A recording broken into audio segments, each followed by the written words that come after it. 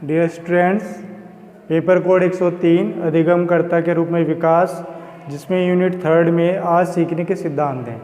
सीखने के सिद्धांत जिसमें पहला स्थानडाइक का सिद्धांत है, दूसरा अनुकूलनी अनुक्रिया का सिद्धांत, तीसरा है स्किनर का सिद्धांत, चौथा है सूझ अथवा अंतर्दृष्टि का सिद्धांत, कर्ट लेविन का क्षेत्र का सिद्धांत।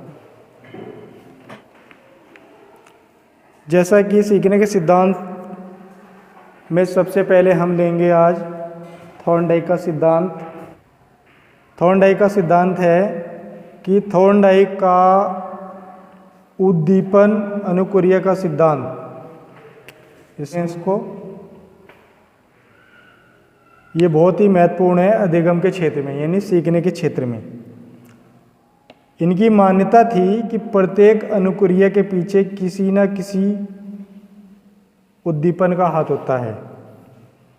सीखने की परिस्थिति में अनेक तत्व होते हैं।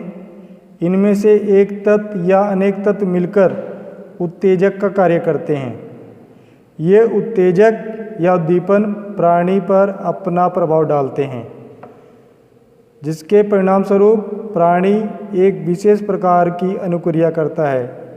इस प्रकार एक उद्दीपक का एक विशेष प्रकार की प्रतिक्रिया से संबंध स्थापित हो जाता है और इसी संबंध को उद्दीपन अनुक्रिया के द्वारा प्रकट किया जाता है। यह संबंध इतना प्रबल होता है कि भविष्य में जब भी इस उद्दीपन की पुनरावृत्ति होती है तो प्राणी इस उद्दीपन से संबंधित अनुक्रिया करने लगता है। इन संबंधों या संयोगों का रूप इतना मजबूत होता है कि थॉर्नडाइक ने इसके लिए बंध शब्द का प्रयोग किया है और इसलिए इस सिद्धांत को बंध सिद्धांत भी कहते हैं। कुछ लोग इस सिद्धांत को संबंधवाद या प्रयास एवं त्रुटि का सिद्धांत भी कहते हैं। इसको प्रयास एवं त्रुटि का सिद्धांत भी कहते हैं। ठीक है। थॉर्नडाइक ने इसी सिद्धांत को उन्होंने कहा उद्दीपन यानी किसी भी कार्य करने के लिए हम अगर कोई व्यक्ति कोई कार्य करेगा तो उसके पीछे उसका कोई ना कोई उद्देश्य होगा। बगैर उद्देश्य के वो कार्य नहीं करेगा। जब एक उद्देश्य के लिए अगर वो कार्य करता है और वो प्रतिक्रिया या वो प्रयोग कभी दोबारा भविष्य में आता है तो उस दौरान जो पूर्व में किए गए उद्देश्य या कार्य हैं उसका सहयोग दिमाग में उसके आ जाएगा, तो वो सारी प्रतिक्रिया जो प्रक्रिया उसने करी थी वो सारी जो है एकदम याद आ जाएगी उसको। ठीक है, इसीलिए उसको क्या बोलते हैं बंद, यानी उसके दिमाग में बंद है बना हुआ है तो उसको करेगा। फिर है इसी को संबंधवाद सिद्धांत कहते हैं, इसी को प्रयास एवं त्रुटि का सिद्धांत कहते हैं। यानी कहीं से भी आपको यह पूछा जाए कि उद्दीपन अनुक्रिया का सिद्धांत कौन सा है, किसने दिया, थॉर्नडाइक ने दिया। बंध सिद्धांत किसने दिया, थॉर्नडाइक ने दिया। संबंधवाद का सिद्धांत किसने दिया, थॉर्नडाइक ने दिया। प्रयास एवं त्रुटि का सिद्धांत किसने दिया, थॉर्नडाइक ने दिया। तो सबसे पहले प्रयोग करा उन्होंने,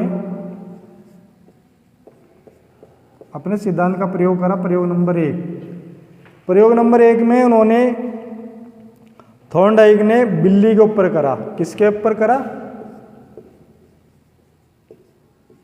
ये क्वेश्चन पूछा जाता है कई बार कि बिल्ली के ऊपर किस मनोवैज्ञानिक ने प्रयोग करा, तो थॉर्नडाइक है। अब उन्होंने एक पिंजरा बनाया,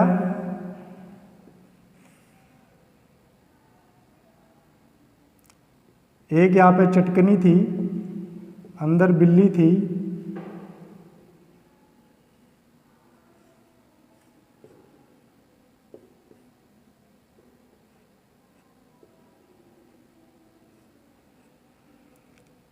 और इस पिंजरे के बाहर जो दरवाज़ा था वो इस प्रकार का था कि इस चटकनी पर बिल्ली अगर अपना पाँव रख देगी तो ये दरवाज़ा अपने आप खुल जाएगा। उसके लिए भूखी बिल्ली को उन्होंने उसमें रख दिया और इसमें एक मछली रख दी।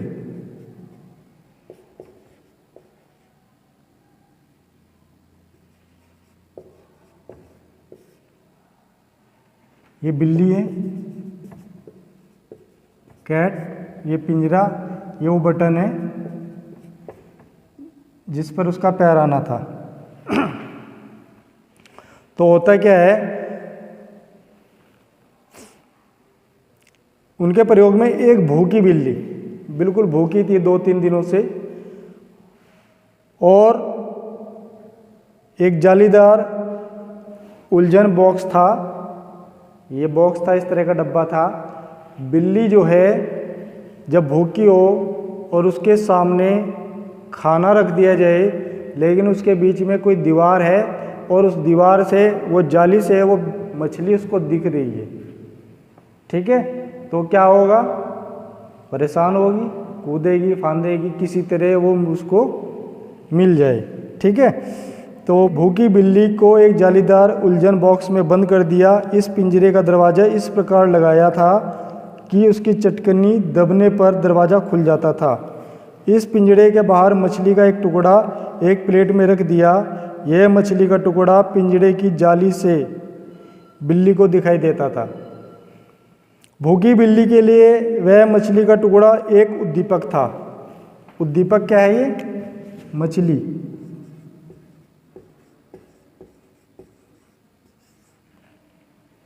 और अनुक्रिया कौन करेगी? बिल्ली, कैट करेगी। कार्य किसको करना है? कैट को करना है। तो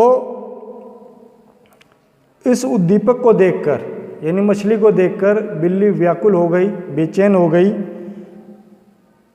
और उसने खाने के लिए बाहर निकलने की प्रक्रिया आरंभ कर दी कि किस तरह बाहर में निकल सकूं दरवाजे से, बॉक्स से। उसने पिंजड़े से बाहर निकलना शुरू कर दिया। पिंजड़े की स्थिति को न जानने के कारण बिल्ली इधर उधर हाथ पैर मारती, कभी वो दरवाजे को पंजे से खोरचती, कभी हिल सकने वाली वस्तु को धक्का देती, जितने वो जोर लगा सकती थी। यानी इसने पूरा करा। संयोग वंश या भूल वंश, जो उसे पता भी नहीं था, उसका पंजा उस चटकनी पर पड़ गया और दरवाज़ा खुल गया। तुरंत आई मछली, खा ली और अपनी भूख को शांत कर लिया। ठीक है, ये पहला प्रयास था जिसमें उसने ना समझ में इसको प्राप्त कर लिया था। फिर उसको दोबारा 2-3 दिन भूखा रखा बिल्ली को, फिर वही प्रक्रिया अपनाई। तो देखते देखते जो उसमें ज़्यादा टाइम लग रहा था, मान लो 2 घंटे में उसने करा, तो धीरे धीरे वो 1 घंटे पे आई, आधे घंटे पे आई। तो ये प्रयोग इतनी बार किया गया कि अब बिल्ली को पता चल गया इस पे बटन पे पैर रखते ही ये खुल जाएगा और वो मछली प्राप्त कर लेगी। ठीक है, तो पहला प्रयोग तो इस तरह सफल हो गया। ठीक है, थॉर्नडाइक का दूसरा प्रयोग था चूहों पर।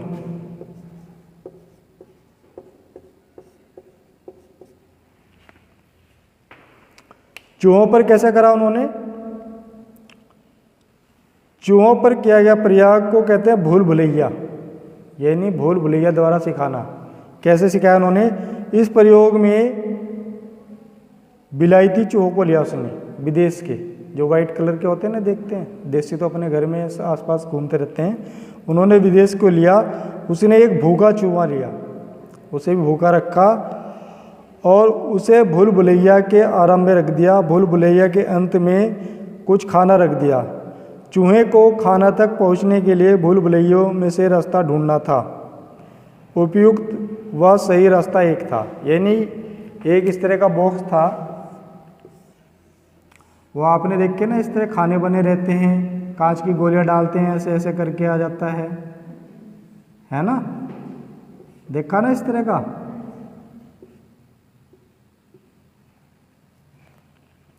अब चूहे को यहाँ से छोड़ दिया और खाना कहीं सही रास्ते पर रख दिया।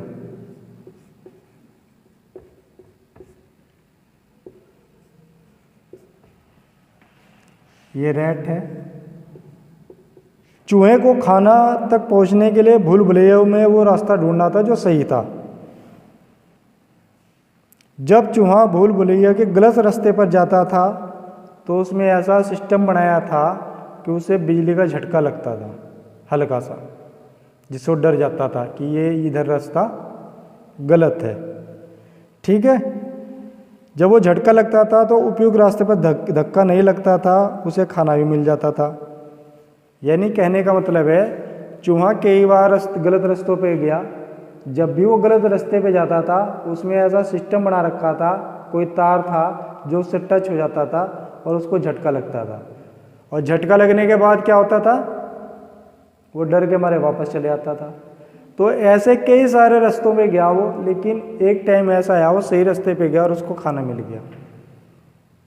सेम पोजीशन बिल्ली वाली, उन्होंने कई बार प्रयोग करा, फिर चूहे को सही रास्ते का अनुभव हो गया, वो सीधा जाता था, खाना खाता था, आ जाता था। तो ये प्रयोग भी उनका क्या है कि सिखाया गया। ठीक है, तीसरा प्रयोग उन्होंने करा मछलियों पर।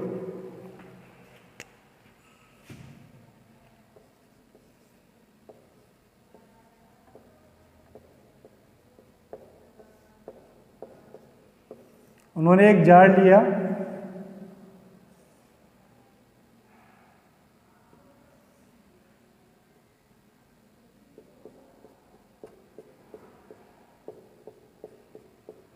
जिसमें पानी भर दिया और खाने की गोली, मछली इधर थी, वो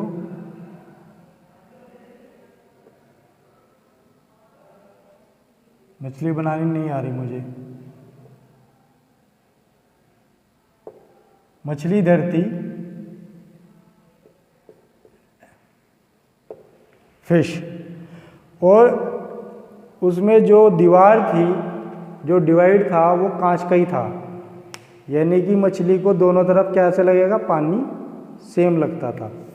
लेकिन क्योंकि खाना इस तरफ था और एक ऐसा छिद्र था गोल जिसमें से मछली को निकलकर इस तरफ जाना था, यानी रास्ता ढूंढना था उसको।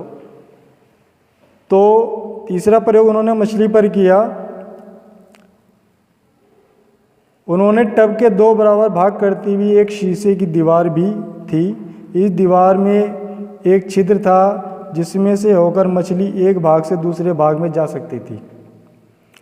स्वभाव से मछली छाया में रहना अधिक पसंद करती है। अब शीशे का टब पानी से भरकर इस प्रकार रखा गया कि इसका आधा भाग छाया में रहे और दूसरा भाग धूप में रहे। जैसे कि धूप आ रही है, गर्मी होती है ना तेज, तो उसमें आधा पानी तो छाया में था और आधा धूप में था। बार बार अब मछली को क्या पसंद थी, छाया, धूप में रहना। मतलब धूप वाला पानी बहुत तेज गर्म हो जाता है तो ठंड की तरफ जाएगी वो। लेकिन उन्होंने जो छिद्र बना रखा था इस तरह का शीशे का, तो बार बार प्रयास करने पर मछली जो है शीशे के दीवार के मध्य बने छिद्र में ढूंढने में सफल हो गई। और जब सफल हो गई तो एक एक करके छिद्र से गुजरकर वो छाया वाले भाग में पहुंच गई। ठीक है, यह प्रयोग भी सफल हुआ कई बार करने पर। चौथा प्रयोग प्रयास एवं त्रुटि का था प्रदर्शन, जो आपको ये था ना प्रयास एवं त्रुटि वाला। चौथा प्रयोग था, अब थॉर्नडाइक ने सीखने के 3 नियम बताए हैं। ये कर लिया सबने वो। थॉर्नडाइक ने सीखने के 3 नियम भी बताए। सीखने के नियम में इन्होंने 2 नियम बताए। नंबर 1 मुख्य नियम,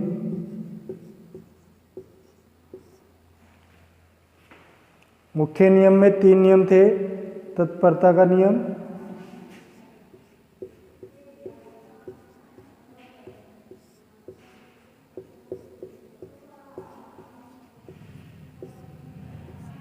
दूसरा है अभ्यास का नियम,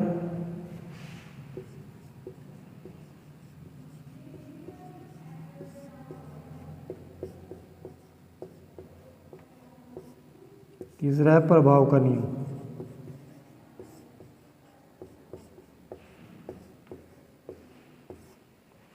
फिर दूसरा था गौण नियम, इनका ही।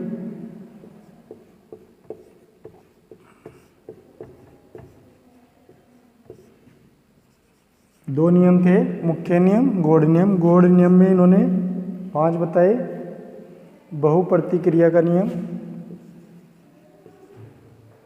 दूसरा मानसिक स्थिति का नियम,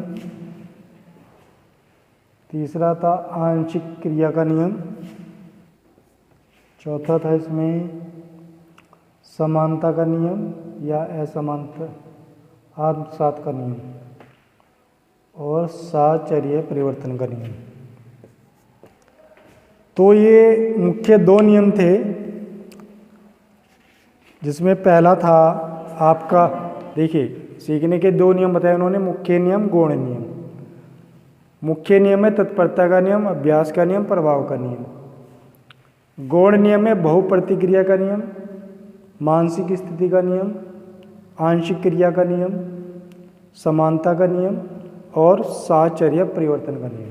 ठीक है, इसमें उन्होंने सबसे पहले लिया मुख्य नियम, जिसमें है तत्परता का नियम। तत्परता का नियम से मतलब है कि सीखने के इस नियम का अभिप्राय जब प्राणी किसी कार्य को करने के लिए तैयार रहता है तो उसमें उसे आनंद आता है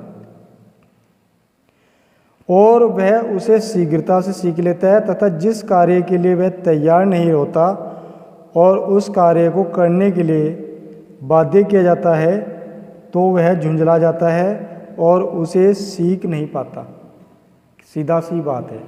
तत्परता का नियम कहता है कि जब हम किसी को कार्य सिखा रहे हैं तो सीखने वाला भी एक्टिव हो उस कार्य के प्रति, और एक्टिव नहीं है आप उसे डंडा लेके पीटोगे, भाई नहीं बैठ पढ़, किताब तो उठा लेगा, लेकिन क्योंकि उसका मन पढ़ने में है नहीं, उसका मन उस टाइम टीवी देखने का था या खेलने का था बच्चे का, तो वो क्या करेगा, पढ़ लेगा उसको। केवल आपको दिखने के लिए कि उसके पास किताब है, उसने किताब खोल रखी है बच्चे ने, तो वो उसको सही ढंग से नहीं कर पाएगा। हो सकता है आप उसे और प्रेशर दें कि मैं अभी सुनूंगा 10 मिनट में या 15 मिनट में, आधे घंटे में, तो हो सकता है वो 100% में से 20-30% उसको कर ले। तो ये बताया तत्परता के नियम में, जब तक वो तत्पर नहीं है, जब तक वो एक्टिव नहीं है उस कार्य के प्रति, तो आप उसे सिखा नहीं पाएंगे, और वो अच्छी तरह वही सीख पाएगा जब वो एक्टिव होगा, तत्पर होगा उसके लिए, और उसे उस कार्य को करने में आनंद आएगा। तो उसके लिए क्या करना है, आप उसी बच्चे को थोड़ा सा टैकल दूसरी तरह से, बेटे चॉकलेट मिलेगी आपको, 10 का नोट मिलेगा आपको ये 15 मिनट में करना है। एक्टिव हो जाएगा नहीं हो जाएगा, क्या है, लालच। आप उसको कैसे टैकल करोगे बच्चे को। छोटा बच्चा जब जाता है स्कूल में, जब आप टीचर बनते हैं तो आप उसे क्या लालच देते हो। जब पहली बार बच्चा आता है अपने घर से तो रोता आता है ना, तो जो छोटी क्लास की मैडमें होती हैं तो उसको टॉफ़ी का लालच देती हैं, वो चुप हो जाता है, फिर एक और टॉफ़ी देती हैं, तो अगले दिन जब वो आएगा तो वो लालच होगा, मैडम जाती टॉफ़ी देगी मुझे, तो धीरे धीरे वो घर की परिस्थिति को भूल जाता है और स्कूल में आके उसको करता है। ठीक है, तो ये तो स्कूल आने का बहाना था, यानी हम किसी चीज़ का उदाहरण दे रहे हैं, ऐसा होता है नहीं होता है। तो ये है तत्परता का नियम। उन्होंने ये भी कहा कि इच्छा ना होने पर प्राणी डर के मारे पढ़ने अवश्य बैठ जाएगा, लेकिन वह कुछ सीख नहीं पाएगा। दूसरा नियम है उनका अभ्यास का नियम। अभ्यास के नियम में कहा उन्होंने कि किसी क्रिया को बार बार करने या दोहराने के बाद वो याद हो जाती है और छोड़ देने पर या ना दोहराने पर हम उसको भूल जाते हैं। इस प्रकार का उदाहरण कैसे मिलता है, कविता या पहाड़े याद करने में। जब हम किसी बच्चे को पोयम याद कराते हैं तो क्लास में एक बच्चे को तो कराते नहीं, हमने एक बार पढ़ के बताया तो उसे याद नहीं होने की, लेकिन जब टीचर छोटे बच्चों को कविता याद कराते हो किस तरह, क्लास में बोल बोल के बच्चे उसको दोहराते हैं उस लाइन को, तो कुछ ना कुछ बच्चों को याद हो जाती है ना। पहाड़े हैं, एक बार में नहीं याद होता, 2 बार 4 बार 10 बार, जब उसको बार बार दोहराएंगे तो पहाड़े याद रहेंगे। और वही एक हफ्ता कुछ पूछो ना तो वो जो कविता और पहाड़े हैं सब भूल जाते हैं। ठीक है, तो ये है अभ्यास का नियम कि अगर अब आप अभ्यास नहीं करेंगे आप कोचिंग जाते हैं, अगर आप उसका आगे अभ्यास नहीं करेंगे तो आप भी भूल जाएंगे। तो अभ्यास का नियम उन्होंने ये बताया। ठीक है, तीसरा है प्रभाव का नियम। प्रभाव का नियम है कि इस नियम को संतोष असंतोष का नियम भी कहते हैं। संतोष, किसी कार्य को करने से मुझे संतोष हो रहा है, खुशी मिल रही है, या मैं दुखी हो रहा हूँ, तो उसका नियम भी कहते हैं प्रभाव के नियम को। इनके अनुसार किसी कार्य को करने से प्राणी को हित का परिणाम प्राप्त होते हैं और जिस सुख और संतोष प्राप्त होता है उसी को व्यक्ति दोहराता है। जिस कार्य को करने से कष्ट होता है और दुखद फल प्राप्त होता है तो उस व्यक्ति को वह कार्य नहीं दोहराता। इसमें कह सकते हैं किसी कार्य को करने से पुरस्कार मिलता है उसे सीखते हैं, जिस कार्य करने से वो दंड मिलता है तो उसे नहीं सीखते। अगर किसी बच्चे ने, जब आपने पोयम या पहाड़े दोहराए और आपने किसी एक बच्चे को चूज़ करा उसमें से कि भाई पहाड़े सुनाओ या कविता सुनाओ, और उस बच्चे ने सुना दी, ठीक है, अच्छी तरह सुना दी, तो आप उसे टॉफ़ी या पेंसिल या कुछ भी पुरस्कार दो या शाबाशी दो, बहुत अच्छा बच्चा, क्लैपिंग करो इसके लिए, कुछ ना कुछ उसे पुरस्कार मिलता है। तो वो बच्चा ये सोचता है कि मुझे ये कार्य करने से मेरी टीचर, मेरे जो क्लासमेट हैं वो मुझे प्रोत्साहित करते हैं, तो वो कार्य को और अच्छी तरह से करता है, उसे संतोष मिलता है। और एक दूसरा बच्चा आया, उसने सुनाया, उसके लिए ना क्लैपिंग हुई ना कुछ हुआ, तो उसके मन में क्या होगा? असंतोष। मतलब दंड तो नहीं दिया आपने, उसको पिटाई नहीं करी, कुछ नहीं करा, लेकिन उसके मन में ये होगा कि मेरी तो कोई वैल्यू नहीं। सेम कार्य जब दूसरे ने करा तो उसे भी प्रोत्साहित करना चाहिए था, लेकिन नहीं करेंगे तो क्या होगा? वो उसके मन में असंतोष की भावना पैदा होगी और फिर वो उस कार्य को नहीं करेगा, नहीं दोहराएगा। ये कहने का मतलब था प्रभाव का नियम। यानी प्रभाव ऐसा होना चाहिए, सबके लिए समान होना चाहिए। ठीक है ना। नेक्स्ट है आपका गौण नियम। थार्नडाइक ने दूसरा मुख्य नियम बताया गौण नियम, जिसमें पहला है बहु प्रतिक्रिया का नियम। इस नियम के अनुसार व्यक्ति के सामने जब नई समस्या आ जाती है तो वह उसे सुलझाने के लिए विभिन्न प्रकार की क्रियाएं करता है और तब तक करता रहता है जब तक कि वह सही अनुक्रिया की खोज ना कर ले, अनुकूल कार्य, सही कार्य ना कर ले। इस नियम को तत्परता और अभिवृत्ति का नियम भी कहते हैं। ये कोष्ठ में लिख लेना। कभी कभी ऐसे पूछ लेता है तत्परता का नियम किसी ने दिया। अब दिमाग तो आपका ये सब तो याद है, लेकिन दिया किसी ने? थार्नडाइक ने। तो ये भी याद रहेगा, तत्परता का नियम भी थार्नडाइक ने दिया, अभिवृत्ति का नियम भी थार्नडाइक ने दिया। यानी जो भी हम बाहरी कार्य करते हैं, लिख रहे हैं, पढ़ रहे हैं, देख रहे हैं, ये हमारा बाहरी कार्य है, लेकिन ये सब किसके द्वारा संचालित हो रहा है? माइंड के अनुसार, दिमाग के अनुसार, मनोवृत्ति के अनुसार। यदि व्यक्ति मानसिक रूप से सीखने के लिए तैयार नहीं है तो नवीन क्रिया को आसानी से तैयार है तो नवीन क्रिया को आसानी से सीख लेगा, और यदि मानसिक रूप से सीखने के लिए तैयार नहीं है तो उस क्रिया को नहीं सीख सकेगा। जैसे निद्रा, थकावट, आकांक्षाएं, भावनाएं आदि सभी हमारी मनोवृत्तियों को प्रभावित करती हैं। कैसे? उदाहरण है आपके सामने। अगर किसी मूर्ति को देखी आपने बजरंगबली की, बाहर चलती हुई सड़क पर छोटे छोटे मंदिर कोई लोग मूर्ति बना देते हैं, उसे खड़ी करके छोड़ देते हैं, एक हिंदू धर्म का व्यक्ति क्या करेगा? उसके सामने सर झुका लेगा। उस मूर्ति तो नहीं कहा कि मेरे सामने हाथ जोड़ो, कहा तो नहीं। उसकी मानसिक स्थिति क्या है कि वो उसके लिए पूज्य है, हिंदू धर्म से है, हमें, हमारे लिए भगवान है वो, तो हम उसके सामने सर झुका लेते हैं। ठीक है। मूर्ति के सामने मस्तक टेक लेते हैं और संतुष्ट हो जाते हैं, तथा मूर्ति के चोट पहुंचने पर उन्हें भी चोट पहुंचती है। अगर कोई मूर्ति पे पत्थर मार दे गलती से तो भले वो कमज़ोर है, लेकिन दिल को ठेस होगा, गाली देगा, मन में कुछ ना कुछ तो कहेगा ही उसे। अब उदाहरण एक और ले लीजिए। मूर्ति है, ईश्वर की बनाई, किसने बनाई? इंसान ने बनाई। उस इंसान की हम पूजा नहीं करते, उसे पैसे दे छुट्टी, उस मूर्ति को रोज़ पैसे भी चढ़ाओगे, फूल अर्पण भी करेंगे, माथा भी टेकेंगे। किसके लिए? अपनी मन की संतुष्टि के लिए। यानी हमें जिस कार्य को करने से संतोष मिल रहा है हम वो कर देंगे।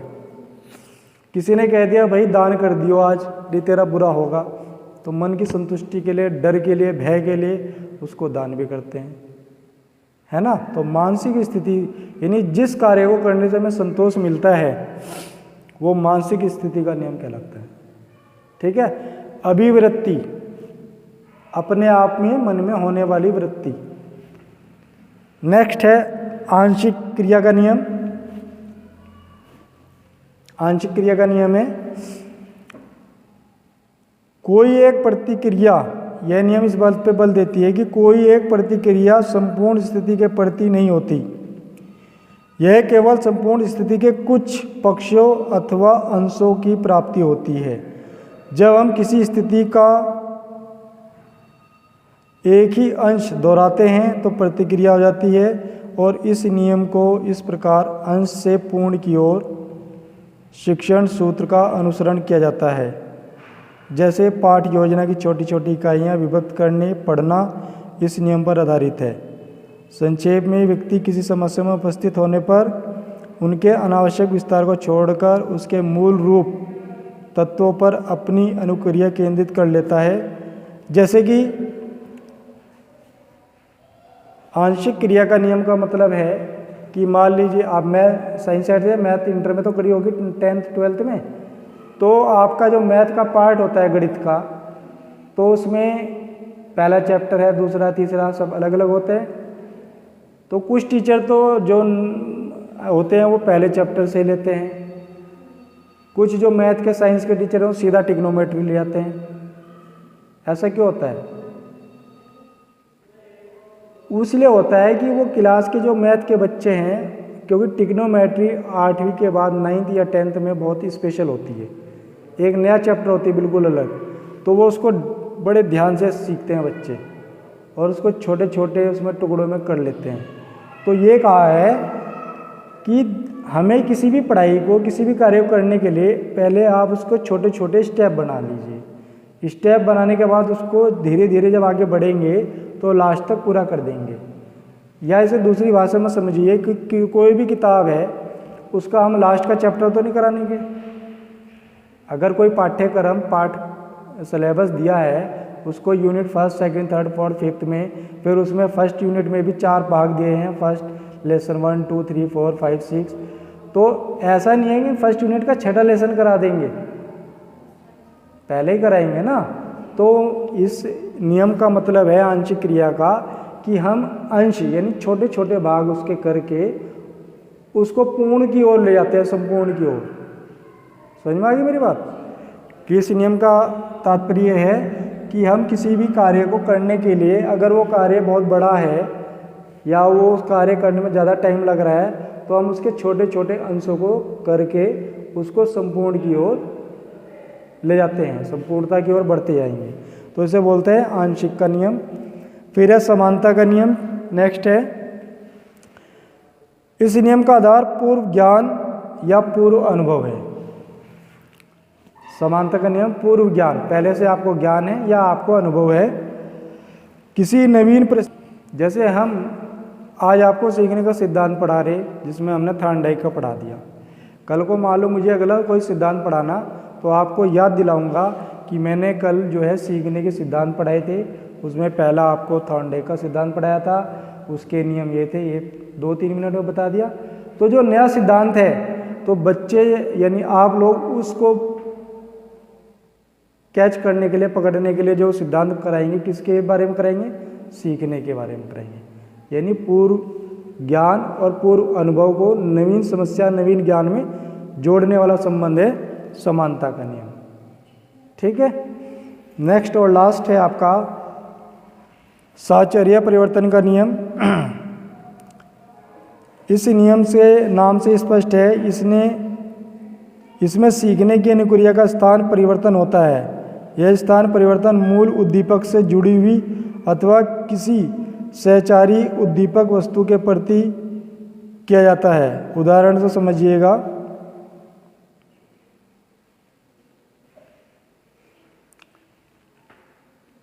भोजन सामग्री को देखकर अगर आपके घर में कोई कुत्ता पाल रखा है और उसे जब आप भोजन देते हैं, जो उसकी प्लेट है उसको टाइम पर रोज़ भोजन मिलता है, जो सुबह दोपहर शाम जो भी टाइम निर्धारित कर रखा होगा आपने, तो जैसी वो तस्तरी लेके आती है तो कुत्ता एकदम बैठा हुआ खड़ा हो जाता है और उसकी जीभ बाहर निकल आती है और लार टपकने लगती है, मेरा भोजन आ गया। होता है नहीं होता है? फिर ठीक है, दूसरी बात, उसने अपनी तस्तरी पहचान रखी है, तो ऐसा नहीं है कि आप उसकी तस्तरी हटा के दूसरी प्लेट देंगे तो लार टपकनी होगी, तब भी टपकेगी, क्योंकि उसको भूख का टाइम पता है उसको। तो कहने का मतलब है परिवर्तन होने से उसका वही चलता रहेगा। ठीक है, तो ये आपके दोनों सिद्धांत थे, मुख्य नियम, गौड़ नियम। आज के लिए इतना ही।